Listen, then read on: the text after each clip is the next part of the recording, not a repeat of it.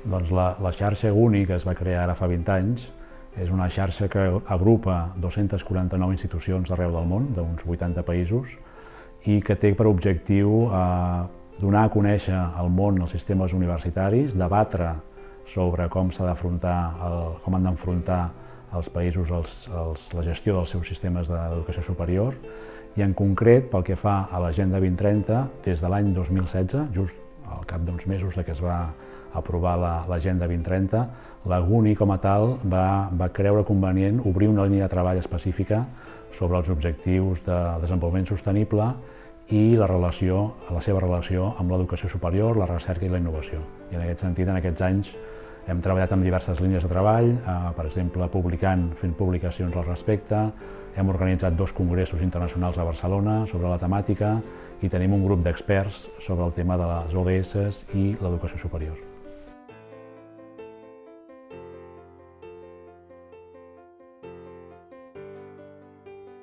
La UNESCO organitza cada 10 anys una conferència mundial sobre l'educació superior.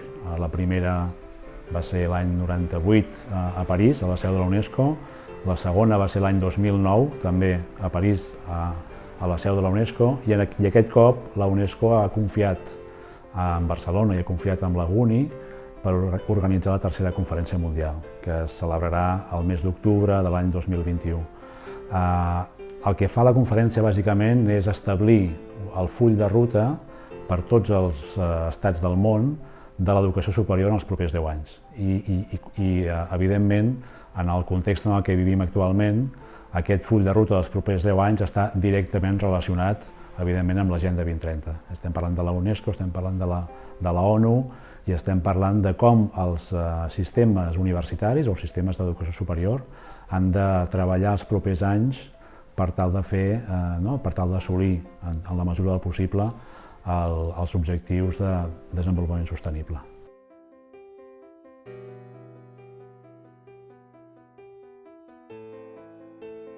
L'Associació Catalana d'Universitats Públiques va néixer ara fa uns 18 anys i és una eina que tenen les universitats públiques del nostre país per vetllar pel sistema universitari, per fer projectes conjunts, per representar també el sistema universitari. També fem les funcions que en podríem dir de lobby o de representació del sistema universitari davant de tercers, davant de la societat, davant dels poders polítics. En aquest sentit, bàsicament, nosaltres treballem en 3 àrees principals.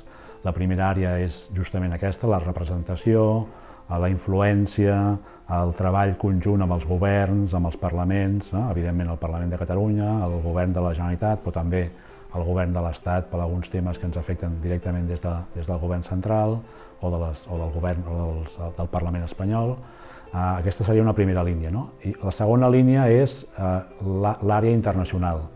Treballem molt col·lectivament les 8 universitats públiques a través de la CUP perquè ens sembla que projectar-nos al món conjuntament és un benefici per tots, independentment que després cada universitat, evidentment, té els seus convenis, les seves prioritats, les seves estratègies, però conjuntament tenim tota una àrea de treball internacional. I la tercera activitat o la tercera àrea de treball és la generació de projectes. I aquí tenim una diversitat molt gran de projectes. En tot allò on les universitats ens diuen hem de treballar junts o és més eficient que treballem junts per generar economies d'escala, per generar eficiència, per generar una millor economia, per generar estudis i informes, per fer projectes que s'inicien al si de la CUP i després les acaben assumint les diverses universitats. És una àrea molt important, evidentment, perquè hem anat descobrint en aquests últims anys que, evidentment, a més de competir, que les universitats competeixen i és bo que ho facin, a més necessitem cooperar molt entre nosaltres i en aquest sentit és una activitat principal de la CUP.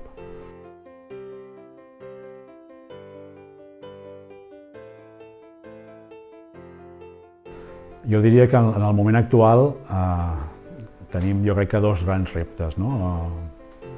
Un és l'envelliment del professorat. Tenim un problema molt greu de manca de reposició de plantilles, és a dir, tenim un professorat que s'ha anat envellint amb el pas dels anys i no hem pogut, bàsicament, reposar aquestes jubilacions i aquest envelliment de les plantilles per problemes, bàsicament, financers, pressupostaris, que seria la segona gran el segon gran repte del sistema universitari actual, no?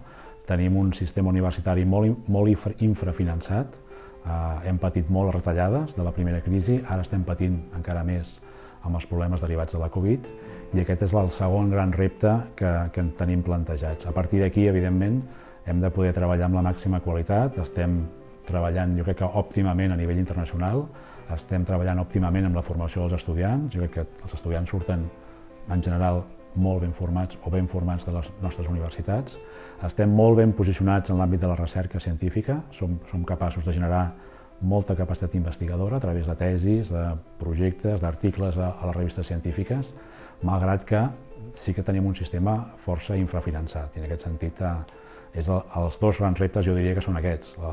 La necessitat d'un major finançament públic, en aquest cas, i, per altra banda, la necessitat de donar oportunitats als joves investigadors, als joves professors, i, per tant, fer un relleu generacional en el si de les universitats.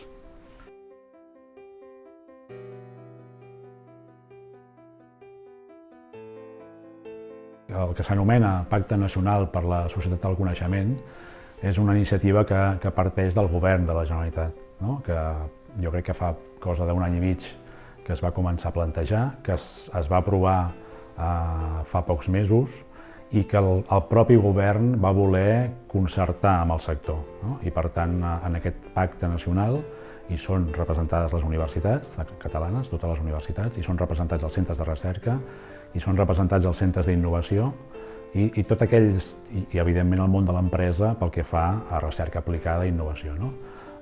Per tant, el pacte, el seu objectiu bàsic és justament això, és construir junts una societat del coneixement, entenent que el coneixement, el talent, no? El capital humà i la tecnologia són una font de progrés econòmic i de progrés social. I en aquest sentit, el pacte enumera, no? I estableix un seguit d'objectius a aconseguir en els propers anys perquè realment Catalunya faci un salt endavant en aquest sistema més qualificat de professional, amb un sistema més basat en la recerca i en la innovació, amb un sistema on ciència, tecnologia i innovació treballin més coordinadament.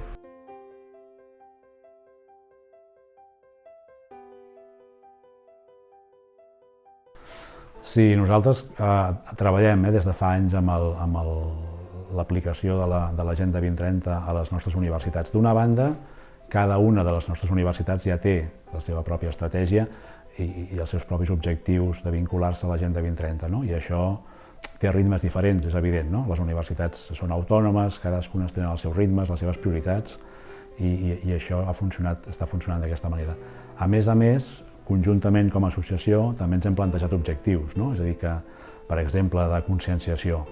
Una part important del que estem fent és conscienciar la pròpia comunitat universitària, i principalment els estudiants, evidentment, de què és l'Agenda 2030, què és la sostenibilitat, com la podíem aplicar, i per tant el que estem intentant és conscienciar, informar i formar els estudiants a través dels seus plans d'estudi en matèria de sostenibilitat i d'objectius ODS, no? Per un cantó. Per altra banda, estem intentant potenciar la recerca científica, és a dir, tot allò que fa les universitats que tingui repercussió directa o indirecta, que és molta, no? Amb els diversos ODS. I aquí podem agafar qualsevol dels 16 o 17 ODS i veurem que sempre en els ODS hi ha una component que té a veure amb la recerca, amb l'avenç científic, amb l'avenç tecnològic, amb la innovació, i per tant aquesta feina també l'estem intentant impulsar des de les pròpies universitats, no? I després tenim també un paper important en el que seria, jo en diria, la coalició amb tercers, no? És a dir, que sovint la universitat és un espai neutral, és un espai reconegut, és un espai on es pot concertar amb diversos actors o agents, tal com, per exemple, demana l'objectiu 17, no? De les aliances, no? És evident que, en principi, cap actor pot assolir un objectiu per si sol, ni un govern, ni una universitat, ni una empresa, ni un conjunt d'empreses, i, per tant, més que mai necessitem concertació. I en aquest sentit, nosaltres com a CUP també facilitem espais per treballar, per exemple, amb altres universitats del món, a través de la xarxa UNI, pot ser un exemple, amb el món empresarial, i tenim tot un seguit d'iniciatives concretes per treballar amb el món empresarial, doncs, per exemple, per l'economia circular, o pel tema d'energies renovables, o per temes més socials com la pobresa, les desigualtats. Treballem molt amb el tercer sector per intentar treballar junts per assolir els objectius de l'Agenda 2030.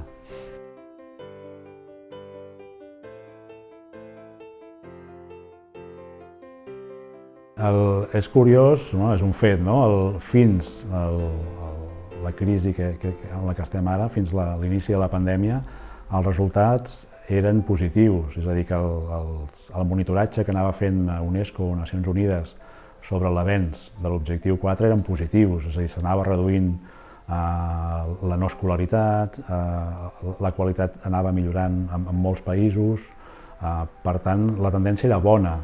Potser no era tot el ràpid que voldríem, però era una tendència bona, positiva. Evidentment, com bé dius, la pandèmia això ho ha aturat de cop i en molts casos el que ha fet és revertir guanys que havíem fet en els anys anteriors, i ara el que toca és, sobretot, conscienciar, de totes maneres, conscienciar els governs de que no deixin d'invertir en educació, és a dir, que és el pilar de l'Agenda 2030 són els objectius d'educació de qualitat, d'educació equitativa, d'educació per la ciutadania global, per exemple. Són objectius irrenunciables i és evident que els governs tindran moltes dificultats financeres en els propers anys, però la tasca nostra, per exemple, a través de la xarxa GUNI o de la pròpia UNESCO o de les pròpies xarxes locals, com pot ser en aquest cas la CUP, és cridar als governs, és demanar als governs que no deixin d'invertir en l'educació, en la formació del professorat, amb la inversió en equipaments, etc., per revertir la situació que, com bé dius, ara és negativa. És a dir, estem tirant enrere uns quants anys pel que fa a la igualtat i l'accés a l'educació.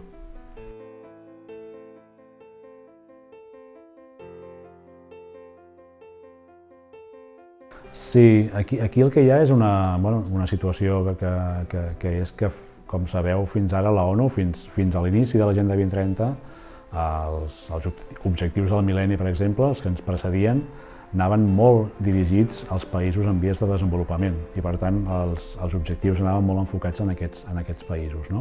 I, per tant, com bé dius, els objectius eren uns altres, és a dir, els primers, els bàsics, evidentment, escolarització bàsica, etc.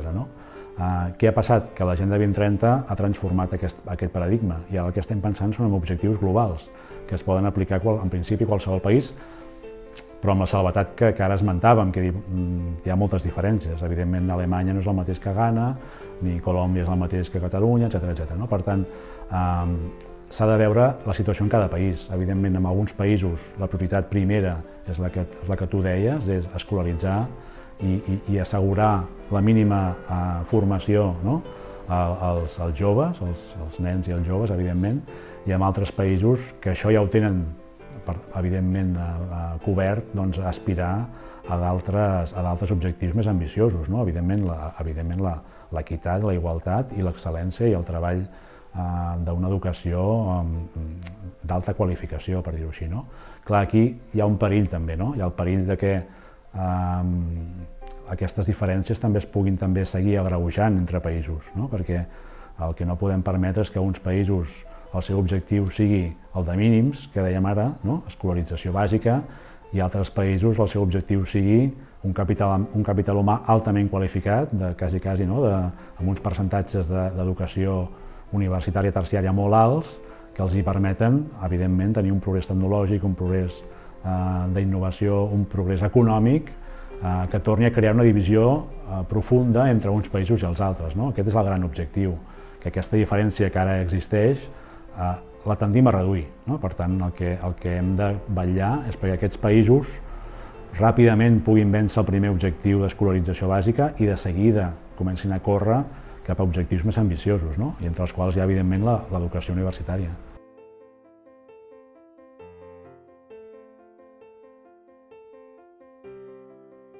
Evidentment, l'educació és la base, són els ciments de l'edifici. Sense un bon sistema educatiu, sense una ciutadania suficientment formada, la societat no progressa adequadament, ni a nivell social, ni a nivell econòmic, ni a nivell cultural, i per tant la nostra prioritat, evidentment, ha de ser, en primer lloc, l'educació, no?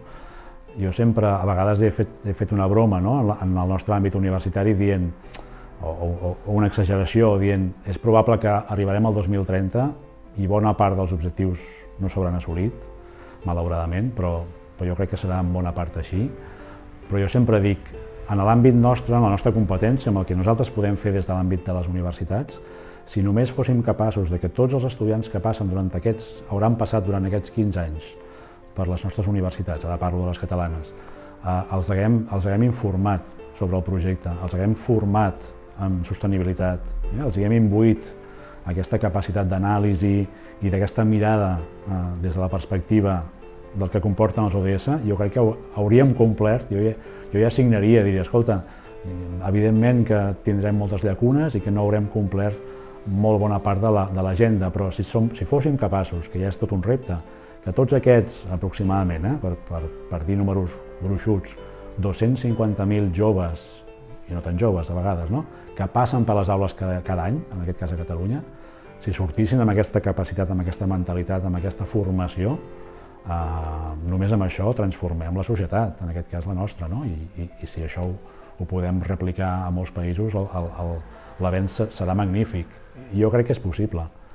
Amb la resta d'objectius anirem més lents, n'estic segur, malauradament, no els assolirem, amb algun potser anirem enrere, si la crisi no ens ho posa difícil, però si fóssim capaços de fer aquest salt en el capital humà, en les persones, en la ciutadania, hauríem transformat el món, no?